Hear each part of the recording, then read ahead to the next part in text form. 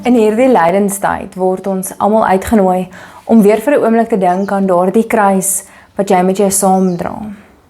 Daardie ongemaklike, swaar las wat jy dra.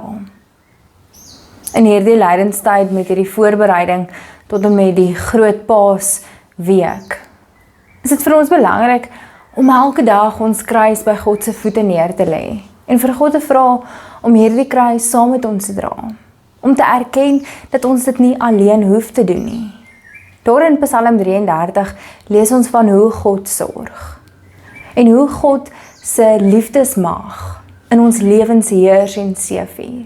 Die uitnodiging vir ons is om raak te sien waar God se liefdesmag in ons lewens juis alreeds seëvier. Raak te sien daar waar God juis reeds besig is om in ons lewens vir ons te sorg. Daar waar ons hierdie kruis het, dit erken en dit by hom neerlê. Dis juist daardie plekke, daardie tye waar ons weet God vir ons sorg. Mag jy hierdie week uitgenooi word om weer raak te sien waar God vir jou sorg. Waar God jou help om daardie kruis te dra. Waar God jou help in daardie oomblikke van lyding, daardie oomblikke van hartseer en seer en pyn en lyding. Dat God daar is en wel vir jou sorg.